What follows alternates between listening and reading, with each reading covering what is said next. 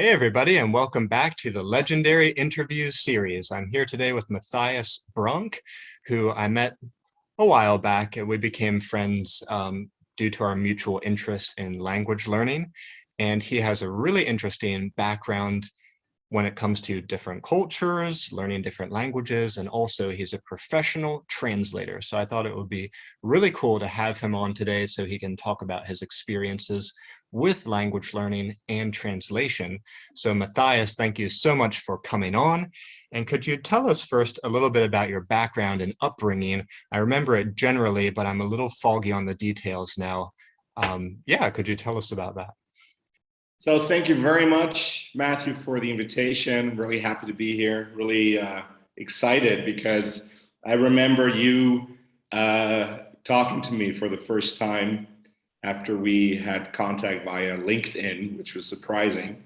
And you really did remember a lot because initially I was interested in having, Chinese lessons with you. And I'm still due, to make that happen.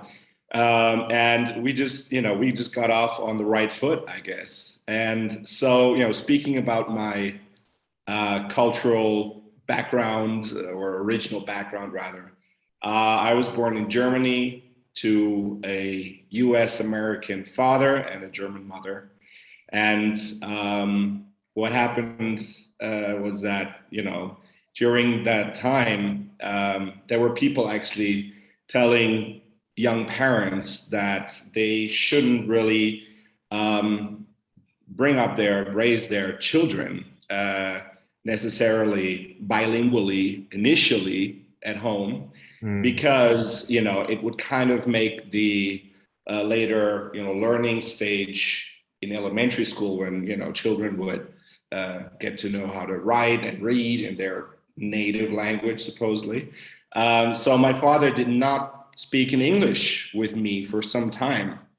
And so I'm talking to you right now in the English that I've sort of developed, throughout my teens and later on, which is interesting because while I am also American, though born in Germany, and I did have also contact with my American family, although, I never lived in the US.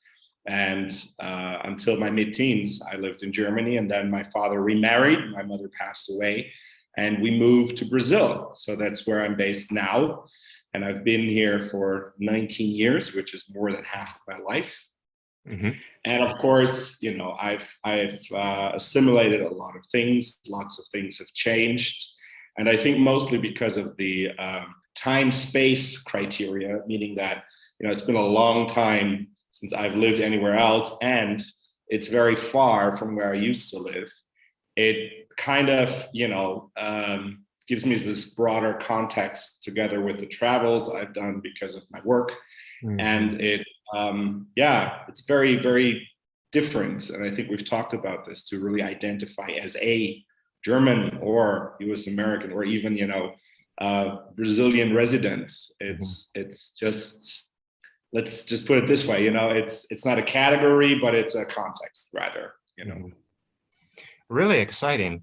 And can you give us a quick summary of the languages you can speak, the languages you are studying? Sure. Yeah. Well, as I said, English is sort of in there. And of course, I was born in Germany, so I speak German fluently, and I now, obviously, living here in Brazil for such a long time, I do speak Portuguese quite well, so much so that I work with it. So I work with these three languages professionally, translating, and I speak Spanish, which I actually learned, or without really studying it formally, and that was actually the same case with Portuguese. Mm-hmm. But we'll get to that. And I do speak some French, some Italian.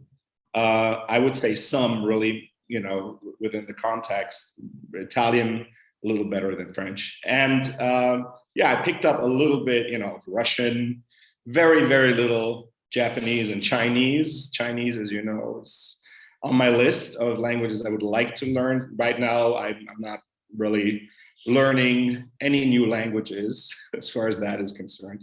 Being a father of two, and being busy with other things. And now that you're a father yourself, then you know how it is.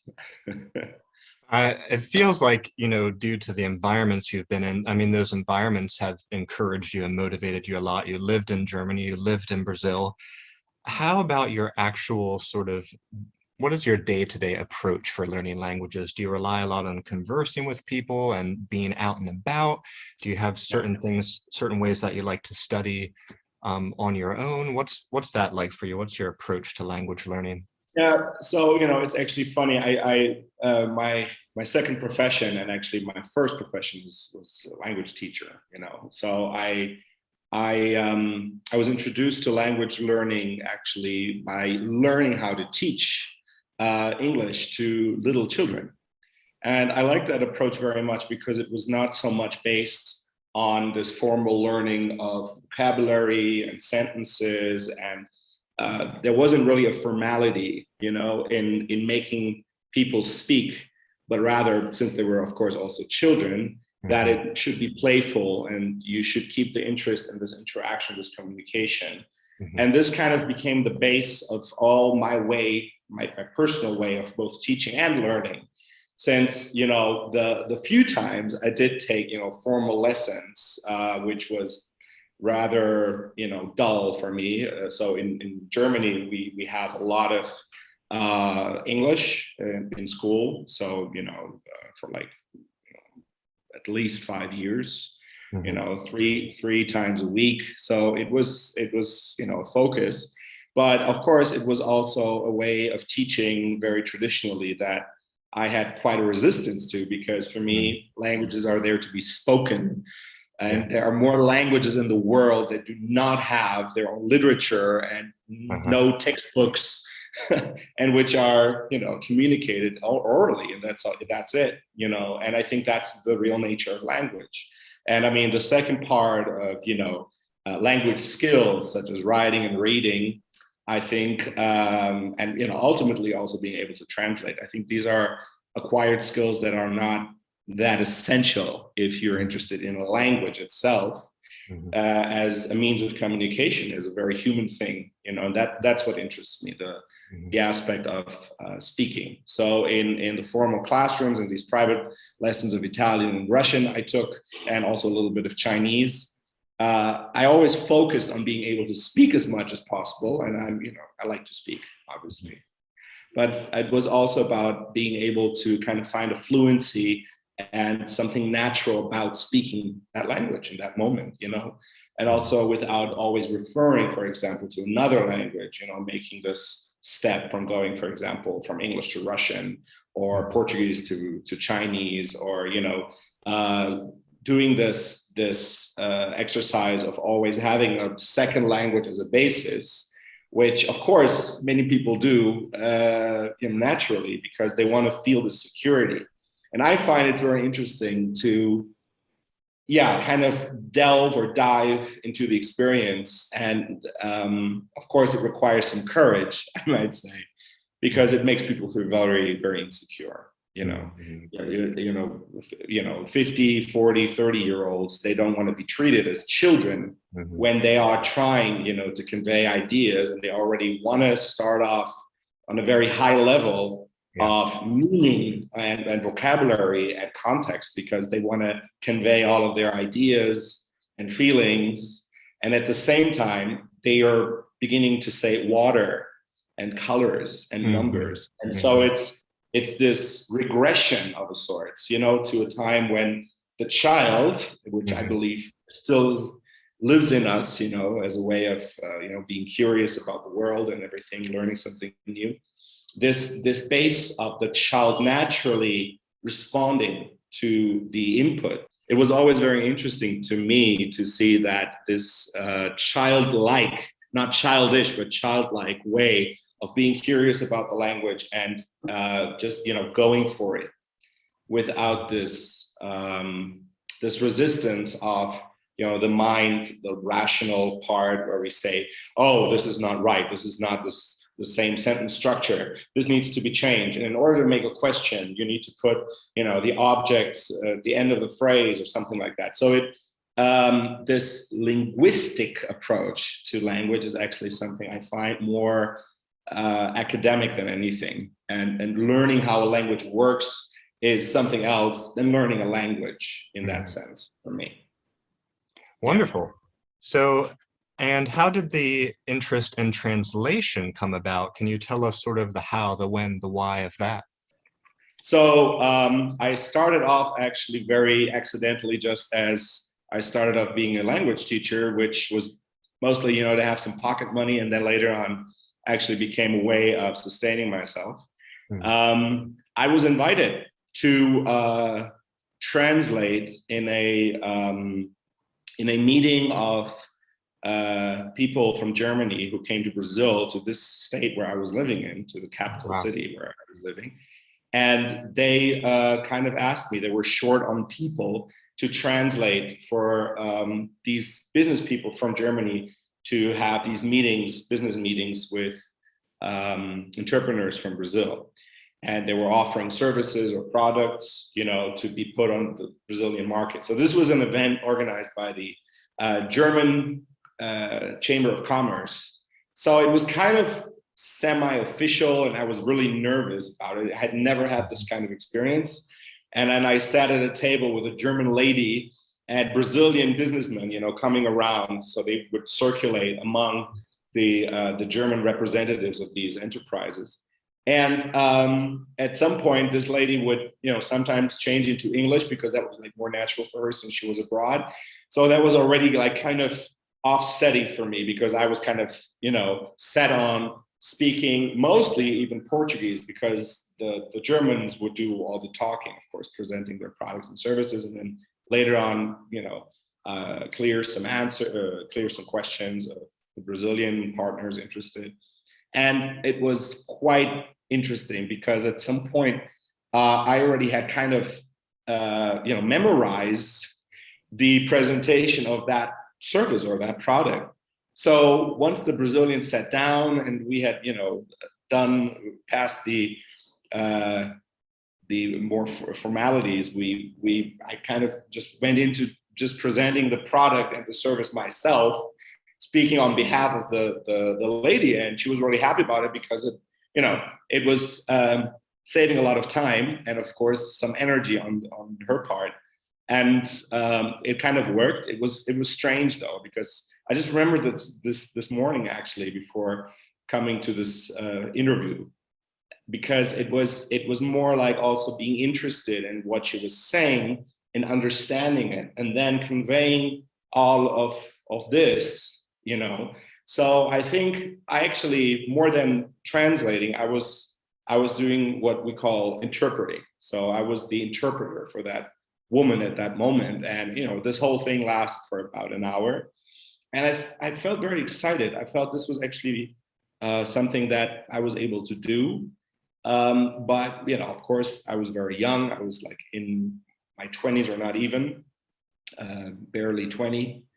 And my second job, my official job, where I was actually hired and paid, was for a steel factory, because the state where I used to live in Brazil has a lot of iron ore. So it was a big steel factory. And there was a German commission of engineers coming to inspect the oven, the coke oven. So I had never heard of this. I had no idea of what was going to happen. And this was one of those experiences that was like a lifetime changer for me, in a way that it really showed me the complexity of the job. And I was actually very, very unprepared, both because, the material I received was so slim, but also because I had really no idea what I was dealing with. So there were these engineers and very experienced people, having to talk about a lot of technical parts, something like a tar separator, things I've never heard about, or neither have you, I believe. So there was a lot of physics and chemistry and of course engineering involved. And I kind of also saw that was not for me. It was a very different experience from the first one I had, where It was more about connecting people to gain interest in a new product or something, and to make people understand each other in that way. And here it was more like a technical analysis where they had to like kind of give an evaluation and make people understand what was like not working, what had to be improved. And I know that Germans are known to be a little finicky about technology and things working well. So I had already lived in Brazil for so long. I also was not really used to that kind of approach and attitude anymore. So I felt a lot like a foreigner with these Germans, you know, and doing the translation. And yeah, these were my first experiences. So my first experiences were actually with my first native language, German and Portuguese.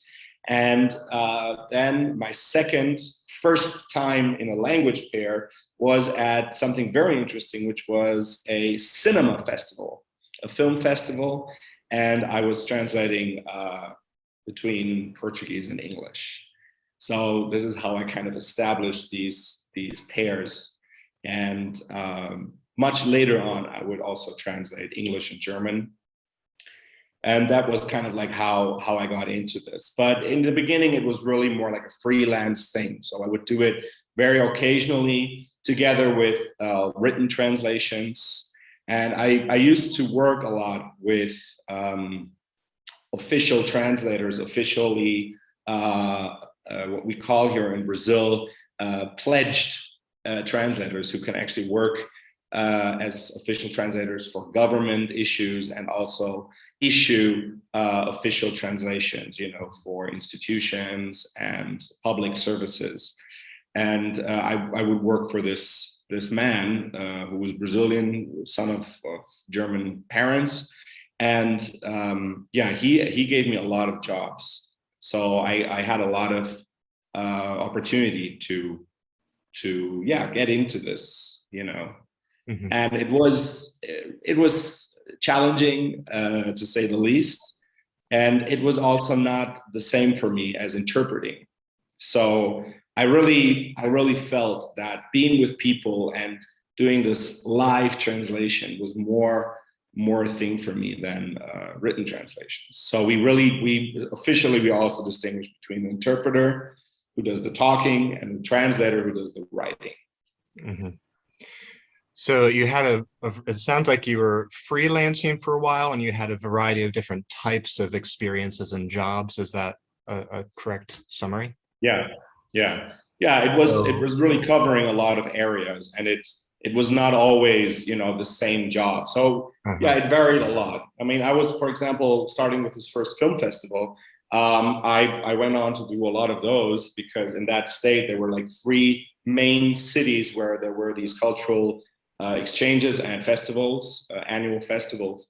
So these were also my first, like, you know, business trips where I would be invited to, you know, translate, but it wouldn't really be for a long time. So sometimes I would just, you know, travel for a day and come back, and it was like 2-3 hours of translation maximum. But I had also days or you know, festivals where I would like work 3-4 days straight and do more than 3 hours of interpreting, which was really tiring. And there I also understood, usually interpreters, they work in pairs because it really is, you know, a very demanding job, and it can really wear you out. And of course, at some point, you're just not able to accompany the speech and the thought process of the speaker. And then, you know, you really need somebody to step in and do and continue.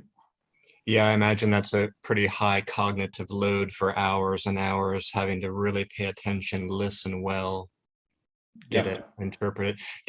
Can I back up just a step? Can you tell us the difference between translation, interpreting, the live interpreting, and these kinds of things? Can you kind of lay that out for us?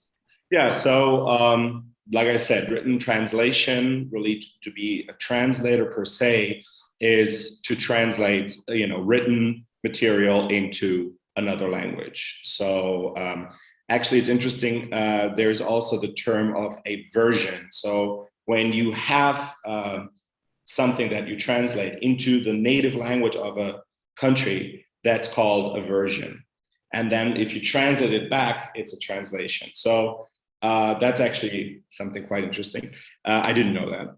And then I actually was, I was, like I said, very much interested in the interpreting, because interpreting is really about speaking and speaking between different parties, but not necessarily. So at conferences, conference interpreting is quite usual and probably one of the most known ways of interpreting.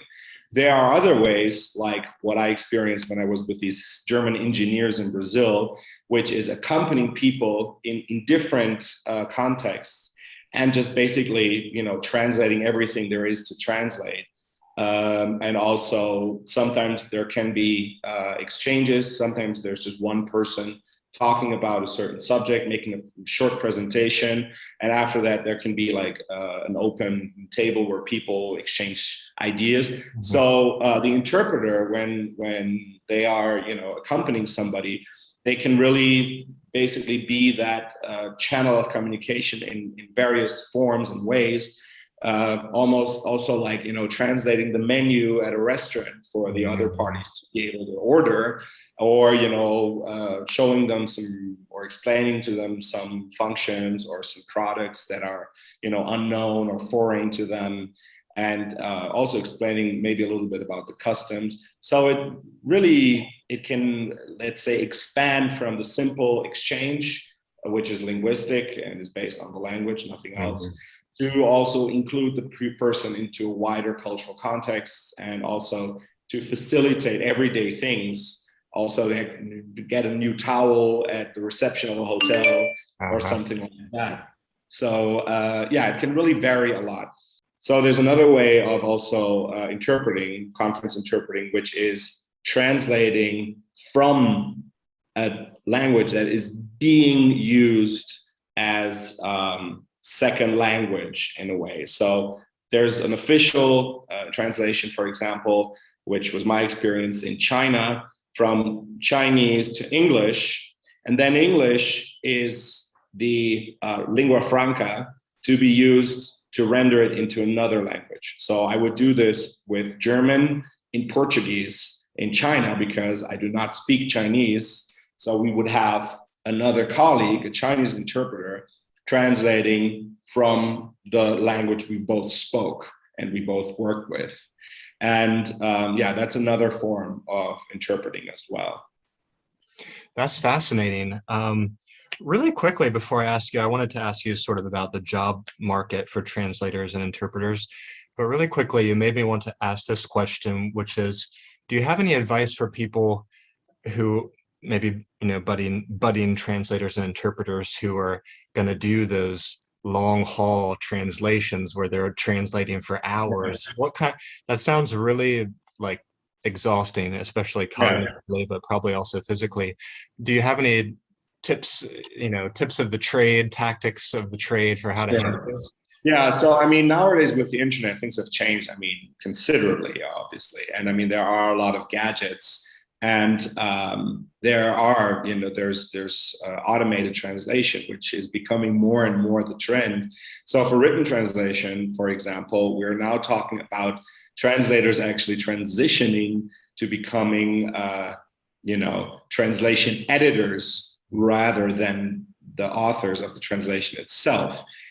Because what happens is, of course, one knows the language very well, but if you can just, shorten the period of translation, which usually takes a lot of time, and especially when there are a lot of references to technical terms, or, when there's a bibliography that needs to be looked up, things like that.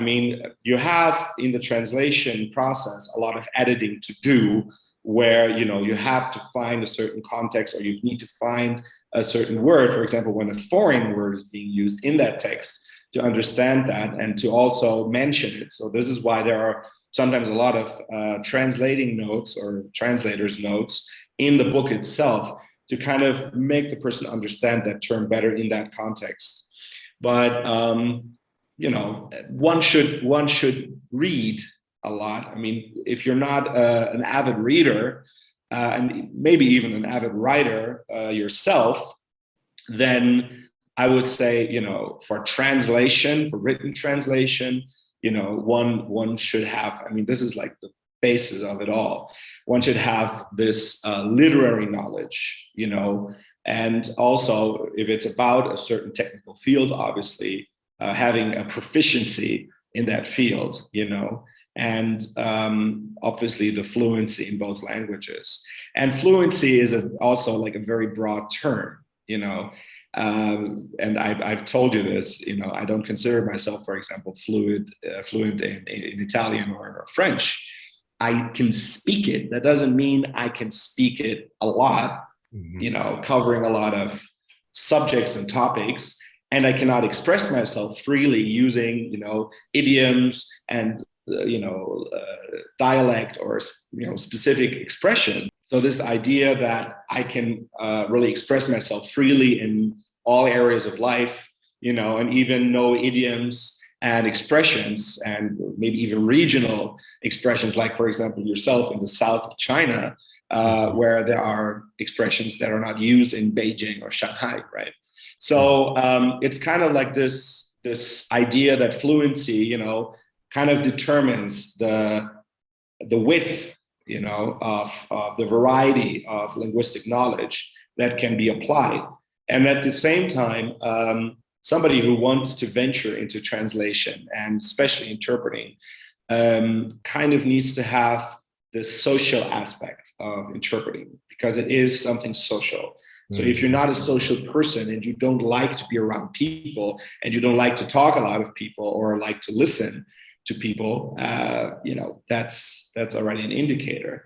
And it has to do a lot, I believe, with, also an emotional and psychological side, which is self-esteem, to be secure enough and to kind of handle a situation, for example, even in a conflict where people are, arguing or discussing something very sensitive, and, that can bring about more discussions, and to kind of like, remain in that moment and be present and keep translating, because that's another thing that can happen. I mean, it's about human beings communicating. And so pretty much anything can happen, which doesn't mean it has to end up in a fist fight, of course, but, you don't need any interpreting for that. It's about, being present enough and also being connected enough to the subject itself, to the topic, but also to these people. So I, for example, like to get to know my speakers, the people I will translate for beforehand, and kind of exchange with them a little bit, just to get to know them. And even if the subject itself is not that, it's more general and you don't really need to know a lot of terminology, it's always good to kind of take a look first. And of course, I mean, the more professional you get, you also expect people to be professional with you, meaning that they should provide material, they should, kind of coach you into certain terminology if you're not acquainted with that, if you're not from that area. Because, if you get an interpreter, you're not just getting somebody who's bilingual and who can just kind of do the job, because that would not be professional, although that is a trend in certain areas, because there's, of course, also an economical side to all of this. The higher the quality of the service rendered, and the more professional one becomes, and the more experience, because that's another thing. The more experience you have, obviously, the more it also becomes a habit, and the person can just deal with the stress and the pressure of interpreting, like you already said, which can be very high, more naturally. So it really becomes something that you can deal with, and the more you become also mature, you can handle more situations with more people. And that I think is everything that should be considered. It's a process, okay? One does not become a translator or an interpreter overnight. You need some patience, you need a certain will to learn and to expand your knowledge, and also to kind of get into things personally, to involve yourself personally to a certain extent. Because if it's just something very distant from your reality, very, very far-fetched, for your concepts, then it's really also a lot more difficult to get into it. If you're not living in this universe. So we've alluded to some things already in relation to my next question about the job market, but could you kind of summarize that? What is the job market like these days for translator interpreters, and where do you think it's headed? Well, I mean, there are ways to become a professional, which are, let's say, more formal, meaning that there are academies, there are schools, and there are even university courses, and you can become a translator or interpreter, in these contexts. I mean, in my case, I studied language arts, so I actually have a teacher's diploma in English. But that's, let's say, my formal background. I got into translating and interpreting, by chance. And I professionalized myself, throughout this process of the past 15 years. And like I said, it's about the experience mostly, because even if you have done training as an interpreter, which requires a lot of hours, first of all, for example, the listening and speaking simultaneously, this kind of like mechanism to get used to that. Then, of course, also the form of preparation and the setting of becoming an interpreter. For translation, it's a little different because, since the person doesn't have to really interact, there are, various forms of just getting material and sources to give you support in the translation of a certain text. There are a lot of softwares, for example, that people can install and that automatize part of the translation, which is ultimately also something that nowadays, like I already said, there is so much technology that the translating, when one sits down, and looks at a book and then, translates, literally piece by piece, word by word, that is not the case anymore. It's all done virtually and online. So there is, let's say, a tendency to facilitate the work of translating and also interpreting. I mean, you have a Google Translator who can render written sentences into, spoken audios. Audio. That is also already, some sort of interpreting right there, which is automated interpreting. And I think the tendency is that there will be a divide between the job of translator and translation editor, which, like I said, is already a trend because there are a lot of translation machines. And then somebody still has to have this knowledge or in-depth expertise to edit that sort of material and to render it into a good translation. And in terms of interpreting, I think the market is still quite wide and open because, for example, I was really surprised on LinkedIn to find so many vacancies for interpreters, hospital interpreters, in-company translators and interpreters to, for example, facilitate the communication between physicians and patients. So, of course, that's another field. It's medical translation. You can imagine how much of anatomy a person has to know to get in that to the field and the kind of medical treatment people can receive. So, like I said, there are a lot of specialized areas. And the more one, of course, feels drawn to that area, I think that really helps. So more than being fluent in a language, more than being bilingual, a person really has to be open to this kind of work. It's work. It's not something that you can just naturally do every time, all the time, And it's not just, about skipping from one language over to the next or to the other, but rather this transitioning and this fluent and flowing way of being able to go between the languages. So I don't really notice it nowadays anymore. Not that I'm not aware that I'm translating, but for example, transitioning between the languages, it has also become something of my nature, I believe. So would you say to young people who are interested in this, just jump in, see what you can do, or is there certain things that would make Yeah. the transition into this field easier? Like you I should mean, get qualified in this first, you should study this first. What yeah, would you say yeah. to the young Well, person? I mean, languages, in terms of, proficiency, obviously you have to have a high proficiency in that language. That means you are on a native speaker level, and it means that you can basically cover all sorts of general fields of communication, and also, master this kind of vocabulary and terminology, and also idioms and just widely used linguistic expressions. So this means obviously also being acquainted with that culture, that country in a certain way. There are people who are very fluent without having been, for example, abroad, or having been, for example, to the United States and speak fluent English. But it's something else, obviously, to render a text into English or American English, which is of course different from Australian or Canadian English. But since there's so much to cover, like I already said, maybe an exercise would be, for example, something that I had actually fantasized about and never done. If you like written material, for example, if you're into cartoons or manga or novels, and start translating that. That's like a way that I could suggest.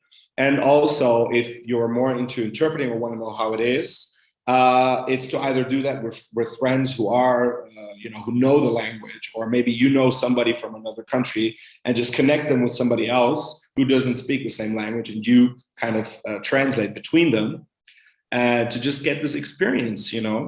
And it's really, I think, first one has to have the experience, and obviously as language learners, having to reach that level of proficiency to even think of becoming a professional interpreter or translator. So again, the translator's job is a little different. So their literacy and just having a lot of knowledge of literature, that specific literature, really makes a big difference. And interpreting really, like I said, has to also do with a social component.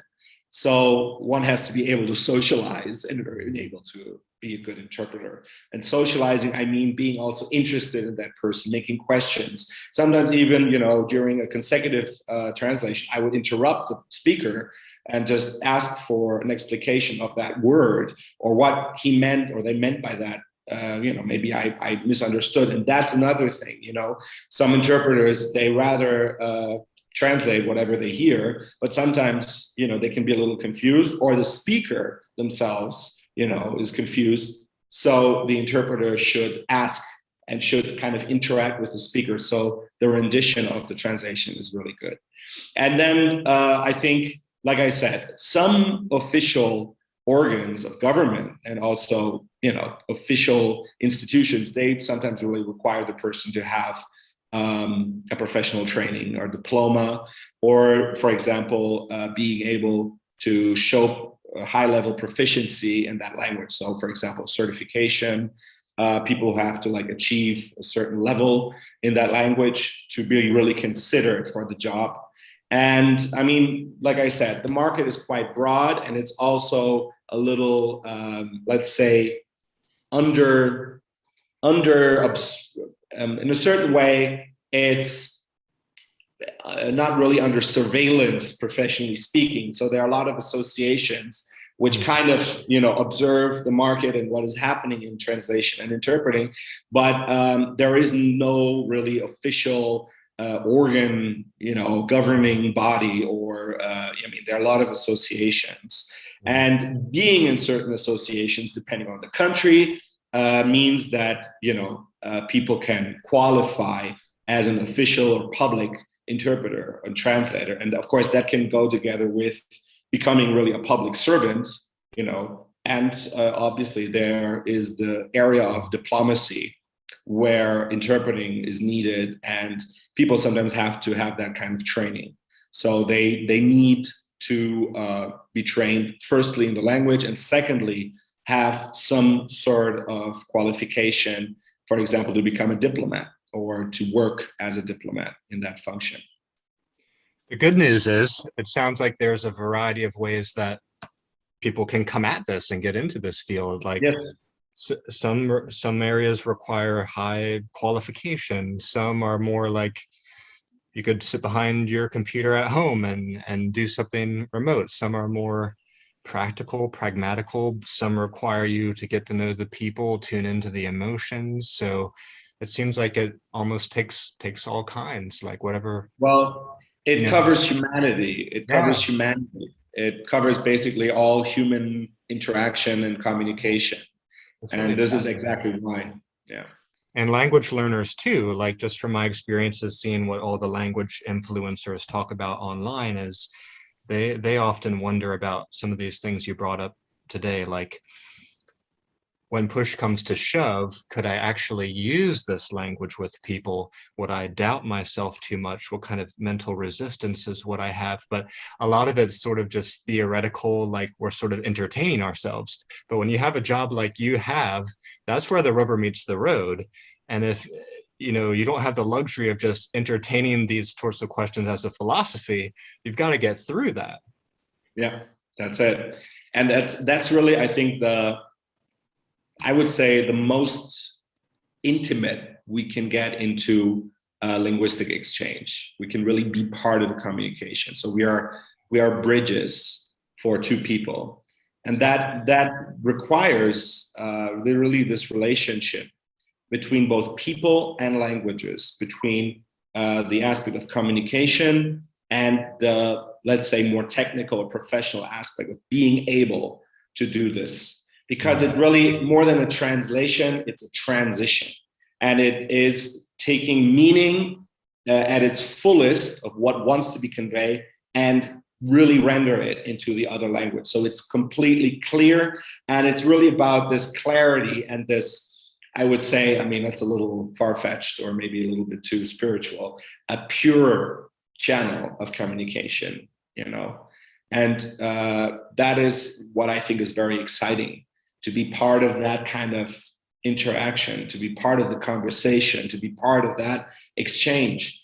That's really thrilling. It can be very stimulating, very interesting, and it just opens you up to all to all kinds of areas, but also all kinds of people, and really becoming flexible, like you said yourself. But more than flexible, I think also becoming more open-minded, more engaged into something that is common to all of us, that is kind of global. And I think in this globalized world we already live in, and especially with all the tools, with the internet, I mean, remote work from home has become the norm now, also during the pandemic. And I think interpreters that were flown over to other countries to sit in a cabin and do the interpretation, I think that's also part of the past, because nowadays, obviously, through a platform like Zoom, for example, there are the configurations to actually have live interpreting, live translation. Wow. So that means you don't need to be at a specific location. You just need to have a computer and a good internet connection, and be, of course, in a silent environment to be able to do that, And of course, I mean, written translation, that has already been part of, more recent technology for decades. Mm-hmm. Wow, thank you so much for all these insights. And before I ask my last question, how can people find you online? How can they connect with you or support what you do? Yeah, so if people are interested in my work, they can go on Instagram at Matthias Bronk, Matthias Bronk, TH. And they can also find me on Facebook. And I have my LinkedIn profile through which we both connected. And that's how people can find me these days. I have a feeling like we just scratched the surface today, and you guys can learn a lot more from Matthias if you want to. I'll put those links down below. And my last question is, what would be your biggest piece of advice or the biggest, most important thing you want budding interpreter translators to take away from our talk here today? Yeah. Be as open as possible to the language, but also to what is behind the language, which is people. one of the purest forms, I think, of being a translator or an interpreter is, like I said, to transition freely and fluidly. And to train that, to get into that, you need this openness, and also an openness and a certain humility to learn, to be patient throughout the process, to receive feedback, and to really stay interested and stay awake for, this kind of interaction. I think nowadays in this world, we really need to help people understand certain contexts, be it written material or something that's being said. There's a lot of misunderstanding that can also lead to difficult situations and conflict. And I think the translators and interpreters, they can help a lot in this kind of communication. So, I mean, I don't want to idealize this work or this function of a translator and interpreter, but I think it is really essential for people overall. And I think it's a beautiful work. Well, thank you so much for that, guys. You heard it from the man himself. Matthias, thank you so much for coming on. And if you guys have any questions or comments, you can leave them down below so that we too can chat with you. Thank you so much again to you, Matthias, and thank you to everyone watching. And we'll see you back here next time at Legendary Language Learner. Bye-bye for now.